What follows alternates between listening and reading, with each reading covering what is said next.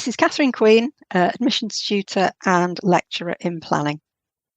And Anna Smielewska, consultant clinical virologist and lecturer. And we're both at the University of Liverpool, and you're listening to the Academy's Developing Practice podcast.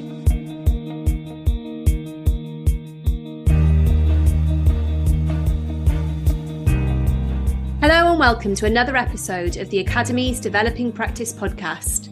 In this episode, we chat with Anna and Catherine about their work developing academic practices to widen participation and reflect on how the principles of their practice can be transferred to other disciplines. We hope you enjoy. Catherine and Anna, we're really pleased to be speaking to you today. Widening participation has been a key priority across higher education for a while, and so we know many colleagues will be interested to hear about your work and how it might apply to their discipline. But before we get started, we'd love to hear a little bit about your background and how you've arrived at the role you're in today at the university. So, Catherine, if we start with you. Yeah, sure. So I had a slightly unusual background. I actually started as a landscape architect, which I did for 25 years. So thinking about design and placemaking to start off with. And then later on, I specialised in landscape and visual impact assessment for sort of big, ugly projects like motorways, power stations, that kind of thing. And I realised that my work was increasingly becoming planning oriented and thinking about achieving planning balance. And so I did the MCD at Liverpool, did a postgraduate course, which was a conversion course into town planning. And to be honest, it changed my life. I became really attracted to research as a way of explaining some of the challenges that I was facing in my job. And then after I graduated, I started a part-time PhD at the University of Exeter to answer a burning question about why the public are disengaged from planning. And I thought it would help my day job and make me a better practitioner. But actually, I realised that I could achieve much more as an academic than I could as a practitioner. So when a job came up at Liverpool, which was 2 years ago during COVID, I actually applied for it. And now I work in the team that trained me as a planner. Oh, that's fantastic. And I think some of your colleagues work part-time in industry and part-time at the university. Are you full-time at the university, or do you still do some practice? I am full-time, but I have a very good little black book full of contacts. So I try and use those as much as possible. I'll probably touch on that a little bit later on, actually. That's fantastic. Thanks, Catherine. Anna, how about yourself? Hi, everybody. So my background is a medical doctor. So I took a fairly standard pathway in that direction. So I went to medical school. I trained as a junior doctor. I took a break for a PhD. And I ended up in a very niche specialty called clinical virology. So it's something that most people don't think exists or didn't think existed before the pandemic. I'm lab based, and this means that my contact with patients is limited. I don't get to run around in scrubs with a stethoscope around my neck. But I do get to advise on very complex viral infections. So during the pandemic, when the testing was being escalated, it was people like myself and my colleagues who were interpreting the tests and giving clinical advice and giving advice on treatment. And where I was working before, we would also look after the infection control within the hospital, which was obviously a very important aspect of it. So at the moment, this is what I'm doing at Luft. And I'm also an honorary lecturer with the University of Liverpool. I don't really have any formal teaching background so far, but I have always taught. As doctors, we're expected to teach, we're expected to pass on our knowledge. And I've taught everyone really, from undergraduates to junior doctors to lab members, people who worked in the lab with me, to other specialists like GPs, so outreach into the community, pharmacists, you name it. Fantastic. And the reason we know each other is because you've been engaging with the postgraduate certificate in academic practice based in the academy, haven't you? So has that supported you in terms of those kind of informal teaching opportunities that you still have? Absolutely. I mean, it's really made me look into how how I approach the teaching that I do, because it is, unlike teaching a course, it is very haphazard, and a lot of what I do needs to be adapted very heavily to the audience that I present it to. So it's been very helpful and very interesting. Anna, how do you feel after the last couple of years? I mean, you've been right in the eye of the storm, I guess. It's been interesting. Right. A lot to learn. I think it's been a very, very steep learning curve. It's some of it has been amazing, and I have worked with absolutely amazing teams. You know, especially at the beginning, when I have to say it was just astounding how we all came together, and I don't think we all expected to. I think everyone was very stressed, everyone was very frightened, but somehow it all came together. And I still remember within the first 2 months, we got a thank you card that arrived out of nowhere. In the lab, we never get thank you cards because patients are not aware that we're there. And it was a thank you card from A&E that said, "Thank you so much for supporting us. What you do is great. Keep up the good work." And I thought, this is the first time we've connected like that. And yeah. Oh, that's that's the positive aspect of it. Yeah, definitely. That's a nice story. I mean, it's always nice to get a thank you, isn't it? I mean, and sometimes organizations, they lose that. You lose. It's very easy to lose that culture, isn't it? Of just thinking, I wonder how they're getting on, and haven't they done such a great job, and how that's impacted on our work. So that's really good to hear from an organizational development sort of point of view. Definitely. Yeah, I really like that. So we are talking about widening participation today. So what can you tell us from your experience? What prompted you to start this work? Catherine, I'll come to you. Well, as I said, I was working in a planning consultancy on major infrastructure projects. So, big, ugly stuff, the sort of things that people hate. But I realised that less than 1% of the public were actually engaging with these planning consultations for the work that I was doing. And that was what gave rise to the PhD question. So it kind of answers your previous comment, really. And it started me thinking about how we can actually use planning education to address some of the barriers that I was identifying in that research. And I realised how important it was to have diversity in our cohorts and to be thinking about widening participation at every level. I'm an admissions tutor, so, thinking about widening participation from admissions right through the student's education and all the way through to how they actually implement what they've learnt in their future employment. So the planning school here at Liverpool is actually accredited by the RTPI, that's the Royal Town Planning Institute. And all of this fitted in really well with how they want to see widening participation in education. And also they want to see more diversity in the profession as a whole so that planners can do their job better. So it feels like this theme has kind of run through everything, from research into teaching and right through into employability. Brilliant. So Anna, is it the same sort of reasons behind you going into looking into widening participation? I think it's similar. I think my first reason would probably be quite selfish, because I remember when I was first starting on my infection training and I had to teach some medical students.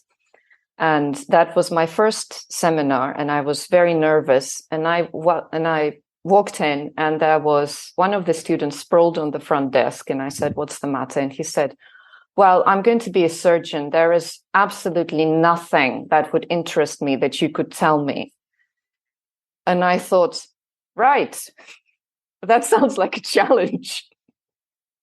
And that's, I think, in some similar ways that Catherine said, I was wondering, why do people not want to engage with this absolutely fascinating topic that I want to convey to them, even if they want to do other things? How do I make this more interesting? How do I make them engage with me, even if they want to do something completely different? So that, I think that was my first reason. And my second one was that, frankly, a lot of very inspirational people I've met in my career, so a lot of my colleagues, have come from very unusual backgrounds. So not the standard thing like me, got my A-levels, applied to clinical school, off I went. But for example, one of the one of the very inspirational people I worked with in the lab when I was doing my PhD, she used to run a pub. So she was very good at organizing, the proverbial in a brewery. And all her skills just transferred to organizing, where she was working. And she had no scientific background. It's just one day she decided, I want to do this. And off she went. One of my mentors didn't have a medical background. He came from science, but he probably knew more about, medical virology than anyone else I've met in my life. And it got me thinking, should we bring more people into this? How do we bring more people into this discipline? How do we, engage further afield? So tell us the answer to your question, Anna, in terms of how do you get that surgeon to really engage with your field? How do you widen participation? So again, good question. I'm still trying to answer that question, actually, I think as we all are.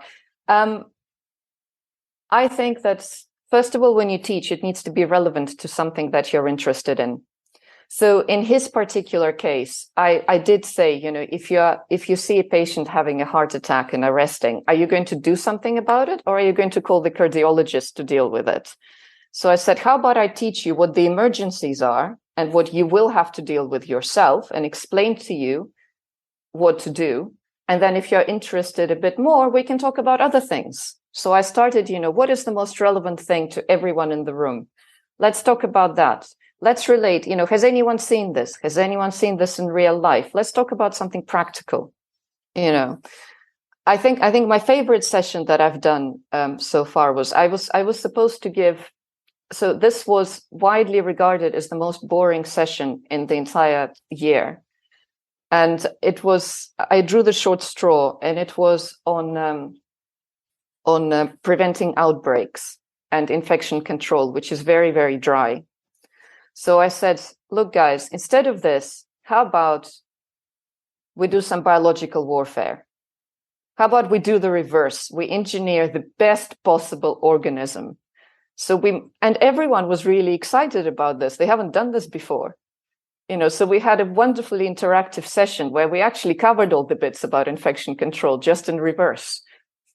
I like what you were saying about how actually there's real strength in being part of a lab where you've got someone who's worked in a pub beforehand, and you've got that kind of strength through difference and different experiences that all come together around kind of one task. Is there any work that you've been doing to try and kind of celebrate and draw in difference within the work that you're doing, because actually that brings real strength to the practice?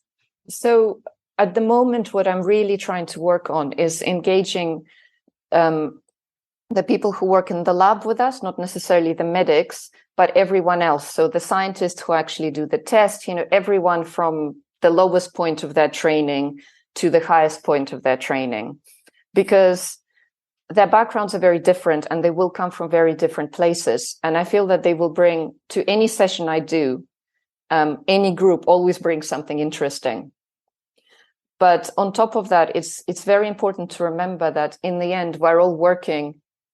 We all have one goal. It's about a sample coming from a patient and traveling all the way through to where I can see the results and actually do something with it. Brilliant. Thank you, Anna. And Catherine, how about yourself? Can you tell us what this looks like for your discipline? I suppose, first of all, I feel like it's really important to understand what we mean by widening participation. And I've kind of got different definitions of that, depending on which aspect of my job I'm thinking about. So I mentioned being an admissions tutor. So I've got an awareness of what the widening participation team do at the university. But in my own work, I'm working on sort of other definitions of that, really. There's the methods that we use in our academic practice. And to a certain extent, I suppose that's what we're focusing on today. But I'm also involved in incorporating the need for widening participation in the students' future employment. So I suppose I just kind of break it down into three areas, really. So I've got my research, which looks at seldom-heard voices and non-participation. So I actually use that as the basis for research-led teaching, so that students can actually learn from what I've been finding. But I try and combine that with practice-led teaching. So I've got these links with external practitioners, and we try and use real world scenarios and projects all the way through. So to go back to what Anna was saying, I was smiling. It's relevance. It's making it relevant to them so they can understand why they're doing it, and what it's all about. But we've got a problem in planning, which is that we desperately need more planners. And it's a question of how we actually widen participation to get more people into the industry.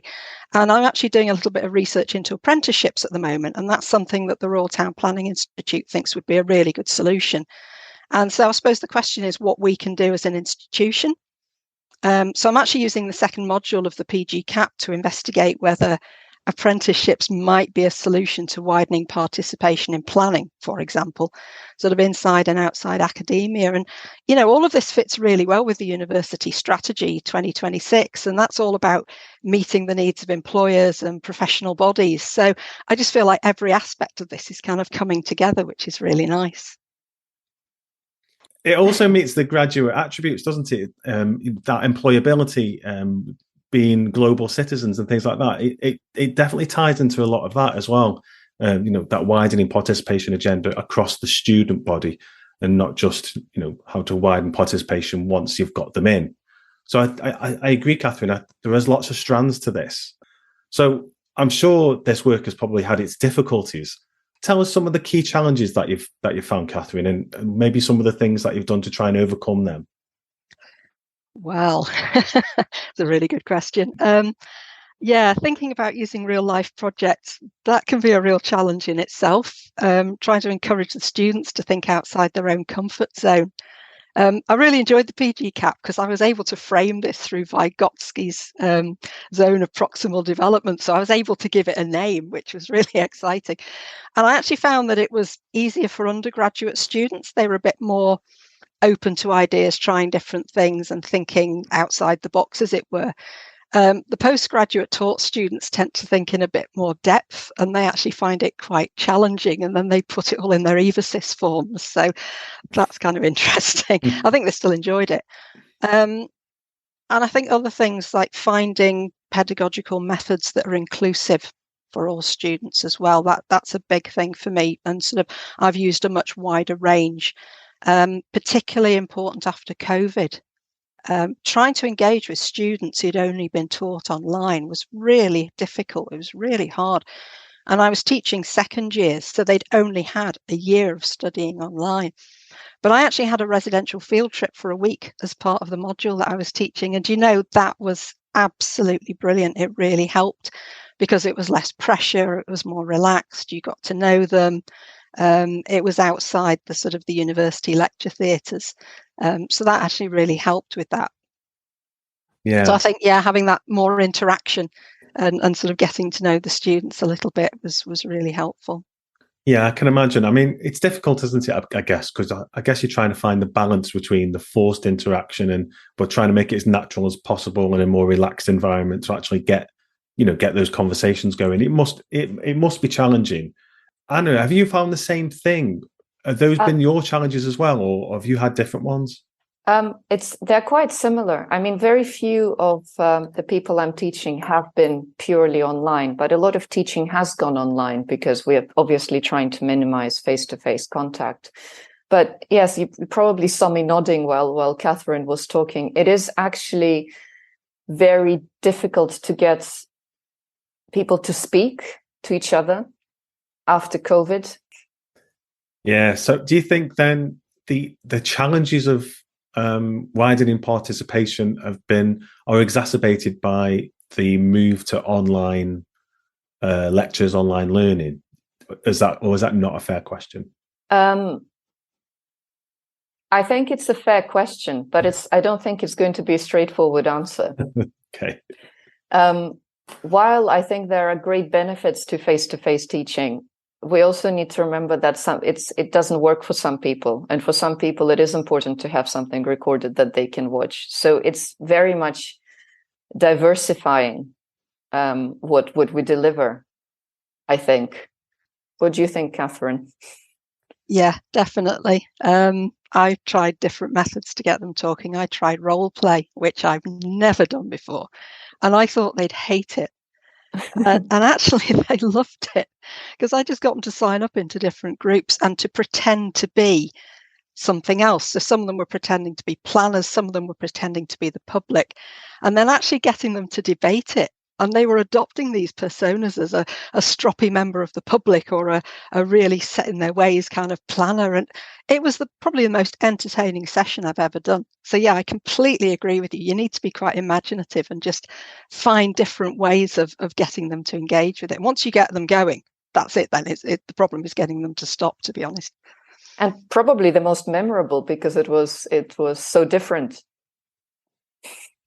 Yeah, I've done something similar to that, Catherine, where I was doing some work with students around problem-based learning, and they took on a role around a multi-agency team working around a child. This was in education, and they remembered, it's something that really embedded that learning within, their memories of. When we look back on the module, that was one of the things that kept coming up, that they really got into it, and it really helped in terms of their learning around the roles of those practitioners. And we found that to be really effective as well in our teaching. I think if it's not assessed as well, because I did it as an exercise on a field trip, and it wasn't being assessed, but it was the thing where they had to collect information and then, think as this different kind of persona. So that was good. So they didn't feel pressured in any way. And they could have a bit of fun with it. It took a while to get them warmed up, but yeah, as I say, once they got going, it was great. Well, there's lots from what you've both been sharing that we can draw from and reflect on. There's some key principles, I think, there in the work that you've been doing that could be transferred to other disciplines. So if we were to summarize that for others to reflect on in terms of how they could apply it to their own work, what would you want to highlight, Anna, for others to think about in terms of those kind of key principles around this work that you've done with widening participation? I think the first principle, and Catherine will probably agree with me, is that it needs to be relevant. So showing how what you're teaching is relevant to what that person is doing is very important. But I also think it's very important to remember that everyone has potential to learn. It's just a question of how you engage with it. It's probably, feeds back to the multimodal approach that we were discussing. And I think the third one is that learning doesn't have to be done in a formal setting. So, as you described the role plays and the field trips, etc. So everyone learns all the time and from different experiences. And that very much feeds back into what I was saying, that people from very different backgrounds can bring something new and can achieve great heights and travel there by very unusual paths. I would endorse everything that Anna just said. Completely agree. I would actually say be a bit imaginative. And what I mean by that is think about different ways, different methods for students to work together and present their ideas. I'm old, so I'm pre-digital and whatever. So don't just think about all these digital methods, but think about ways of communicating using kind of more old-fashioned methods, such as pen and paper and post-it notes and whatever. And trying to think about a way for everyone to shine, just so that you're not just hearing the same voices all the time.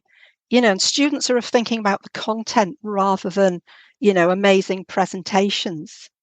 So I remember when I was looking at one of the PG CAP modules, looking at the student success framework vision, and it was this idea of students having the chance of an experience which I suppose helps them to achieve their full potential. And they need to be able to express themselves in different ways and to shine and to demonstrate what they can do in different ways. I'm not sure how that works so much in a lab scenario. I think that's probably a bit more difficult. It works very well from planning. But, maybe if you're in a lab, you can think about kind of end users and think about personas again. Think about what you're doing and actually relate it to people. So it's just a thought. Yeah, I think that maybe brings us back to our point where we're saying that actually difference brings real strength to something, doesn't it? Whether it's difference in the way that we engage the students or the people who are in the room, that really does help. We don't want everything to be the same because it only works for one set of people. So this podcast is called the Developing Practice Podcast, and we like to finish each episode in the same way, where we get 3 or 4 take-home tips that the listeners could reflect on in terms of their own personal practice. So if you do have maybe a couple of tips each in relation to this topic, what would they be? Anna, if I can start with you. So it's difficult to summarize into 3 or 4 points, but I'd probably say, as I've mentioned before, that you need to remember that learning takes place everywhere, and everyone comes to you from a different lived experience and a different background. And while you can teach them something, they can also teach you. And as Alex said, there is a lot of strength in diversity and a lot of strength in different points of view. I suppose one of my points would be about just seeing the world through other eyes and trying to encourage students to do the same. So we can do that as well as the students. My favourite book is actually Stephen Brookfield's book about being a critically reflective teacher. And a lot of the things in that are about, seeing through the eyes of your peers, seeing through the eyes of students and teachers and the public. And I think that applies as much to me as it does to them. So that's probably my favourite book, I think, which came out of PG CAP. Any more? I'm actually going to butt in with another one, yeah. Go on. So, we were kind of talking about this idea of lived experience, and both Anna and I have been talking about this, and I think we've got a lot of similarities.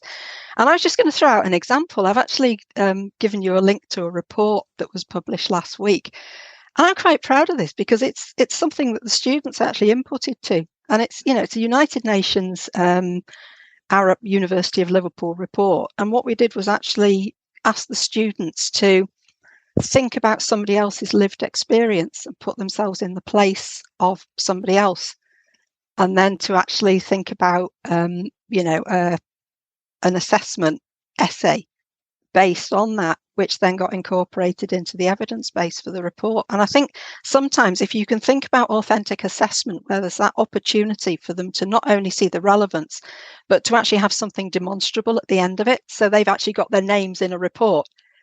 And for them, this is like a big deal. This is something that will go on their CV and whatever. So I'm not sure I can come up with too many authentic assessments that are that good, but I think it's just something to aim for, really. Not only relevant, but actually, yeah, they're quite proud of what they did as well. That's really interesting. You got me thinking about something else as well in terms of assessment and in terms of points to take home. Really, a lot of the time when we recruit, we do rely on assessments that are actually quite rigid. And in a way, we're probably set by people who were like us. So in a way, we're trying to pick out people who will be a bit like us as they continue studying. So I think I don't have an answer, but it's definitely something to think about in terms of how we get our students in the first place and how we pick them. Yeah. Thanks for your time, Anna and Catherine. It's really good to have this chat with you. Thank you. Thank you.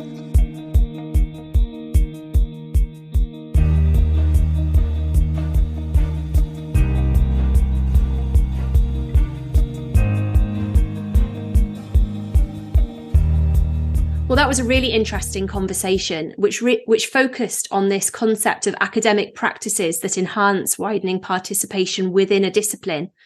I found what Anna and Catherine both said about using a range of innovative teaching methods as a way of ensuring all students could participate and access the curriculum was really interesting. Yeah, it was really good to explore that secondary meaning of widening participation, wasn't it? So that obviously enabled us to think about our existing students and how valuing diversity and seeing difference within the classroom is a strength that we can utilise for engagement. Yes, absolutely. Well, if you'd like to take your thinking further, we've added some resources to the website on a specific podcast reading list, which you can access at liverpool.ac.uk/the-academy/podcast. And we also love to hear what you think about each episode. So please do tweet us at Live Uni Academy, and you can find us at eLearnerMatt or at Alexandra_Owen on Twitter. And we're really grateful for those who have taken the time to either rate or review our show in your podcast provider's app. So if you haven't done so already, please do take the time to review our show, or even better, simply share the episode with friends and colleagues on your social media. Bye for now.